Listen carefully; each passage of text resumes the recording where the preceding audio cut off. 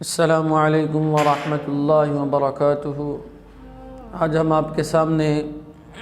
نماز کے متعلق کچھ باتیں گوش گزار کریں گے۔ اللہ جل جلالہ سے دعا ہے کہ اللہ جل جلالہ ہمیں حق کہنے اور اس کے مطابق عمل کرنے کی توفیق عطا فرمائے۔ اذان کا ایک جواب تو ہم نے احادیث میں پڑھا اور سنا بھی کہ جیسے جیسے مؤذن کہے اللہ اکبر تو سننے والا بھی یہی الفاظ دہرائے، لیکن کتاب کے اندر یہ بات پڑھ کے میرا دل بڑا خوش ہوا، ایمان کے اندر اضافہ ہوا کہ ایک اذان کا جواب تو یہ ہے جو ہم دیتے ہیں اور سنتے بھی رہتے ہیں، اور دوسرا جواب یہ ہے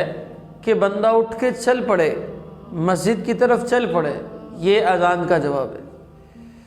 اور اس میں مجھے ایک حکمت سمجھ میں آئی کہ اگر دو حکم جمع ہو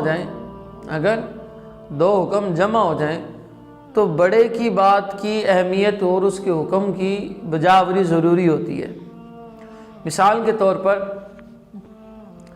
کہ ایک دروازہ ہے کہ دوست کہتا ہے کہ یار اس دروازے سے گزرنا، باپ کہتا ہے نہیں اس سے نہیں، دوسرے دروازے سے گزرنا۔ تو اب عقل مند انسان جو ہے وہ باپ کی کہنا مانے گا۔ وجہ کیا ہے کہ باپ بڑا ہے اور باپ جو ہے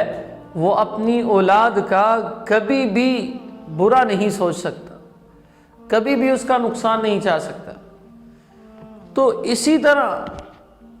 ہر بندہ دنیا کے اندر کسی نہ کسی کام میں مصروف ہے،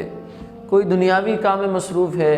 کوئی معاشیت کے اندر مصروف ہے، کوئی نیکی کے اندر مصروف ہے، کوئی کسی کام میں مصروف ہے، لیکن جب اللہ کے منادی کی آواز آتی ہے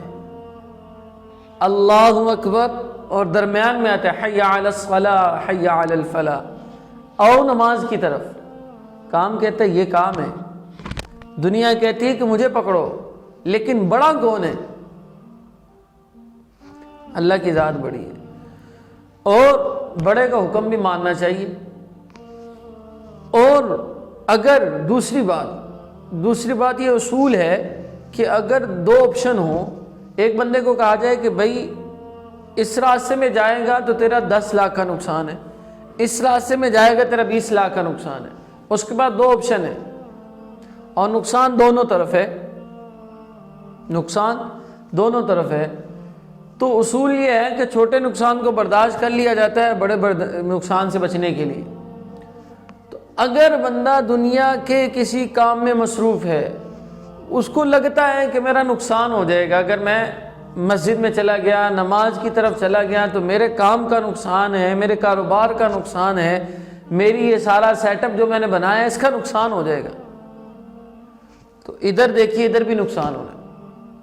ادھر تو کیا خربوں کا نقصان ہو جائے گا۔ لیکن اگر نماز نہ پڑھی، نماز قضا ہوگی، نماز پھر بھی نہیں پڑھی، تو حدیث کے اندر آتے ہیں رسول خدا صلی اللہ علیہ وسلم نے ارشاد فرمایا جو بندہ ایک نماز کو چھوڑ دیتا ہے 2,88,00,000 سال جہنم میں جلے گا۔ یہاں کیا کروڑوں کا نقصان ہے، یہاں ہمیشہ کے لیے جہنم کے لیے جڑنا ہے۔ 2,88,00,000 سال کتنی زندگی ہے، یہاں اگر اس کو نفع بھی ہو جائے، فائدہ بھی ہو جائے، تو کیا 70 سالہ زندگی سکون سے بھی گزار لے، وہ نقصان زیادہ ہے، تو تھوڑا سا۔ تو اس وجہ سے کہ نماز جو ہے وہ ایک بڑے کا حکم ہے، اور نماز میں اگر ظاہری طور پر نقصان ہو رہا ہوتا نہیں ہے، نظر یہ آ رہا ہوتا ہے لیکن ہوتا نقصان نہیں ہے،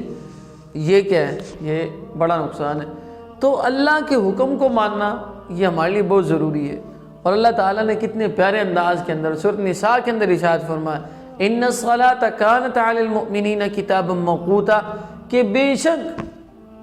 ایمان والوں کے اوپر نماز جو ہے وہ مقررہ وقت پر فرض کی گئی ہے، ایک وقت ہے، اسی وقت میں وہ ادا ہوگی۔ تو اگر آپ کو نقصان ہو رہا دنیا کا، ظاہری طور پر ہوتا نہیں ہے، تو آپ اپنے آخرت کے نقصان کو دیکھیں، پھر آپ کو یہ نقصان نظر نہیں آئے گا۔ اور اگر آپ کو کسی نے مصروف کیا ہوا ہے تو آپ دیکھیں حکم کس کا آ گیا، اللہ تعالیٰ کو حکم آ گیا، اور اللہ تعالیٰ نے ایسے انسانوں کو، ایسے ایمان والوں کو مرد کہا ہے، مرد کیا کہا ہے؟ مرد اس کو کہا جاتا ہے کہ جو حقیقی معنوں کے اندر رجولیت، رجل عربی کے اندر رجل اس کو کہا جاتا ہے کہ جس کے اندر مردانہ اعتبار سے ساری صلاحیتیں ہوں، حقیقت کے اندر وہ مرد ہے۔ اللہ تعالیٰ نے ان کو مرد کہا ہے، رجال لا تلہیہم تجارۃ ولا بیع عن ذکر اللہ واقام الصلاۃ وایتاء الزکاۃ، فرمایا وہ مرد ہیں کہ جن کو خریدنا بیچنا اللہ کے ذکر سے غافل نہیں کرتا، اور وہ نماز کو قائم کرتے ہیں اور زکوٰۃ ادا کرتے ہیں، اور وہ ڈرتے ہیں ایسے دن سے کہ جس دن آنکھیں کھلی کی کھلی رہ جائیں گی۔ تو بھائی انسان وہ ہے، مرد اللہ جس کو کہہ رہے ہیں وہ ہے کہ جو اللہ کے ذکر کے لیے، اللہ کے حکم اور نماز کے لیے اپنے آپ کو ہر کام سے چھوڑ کر اللہ کی طرف آ جائے۔ اللہ تعالیٰ فرماتے ہیں یہی لوگ ہیں، یہ مرد کہلانے کے لائق ہیں، اور یہی وہ لوگ ہیں جو آخرت کے دن سے ڈرتے ہیں۔ اگر ہمارے اندر بھی یہ کیفیت پیدا ہو جائے کہ جب اللہ کے حکم آ گیا حی علی الصلاۃ، آؤ نماز کی طرف، ایک تو بڑے کا حکم ہے، ایک اگر نہیں آئے تو کتنا بڑا نقصان ہے، تو ان نقصانوں سے بچتے ہوئے، اور اس کے اوپر بے شمار وعدے ہیں،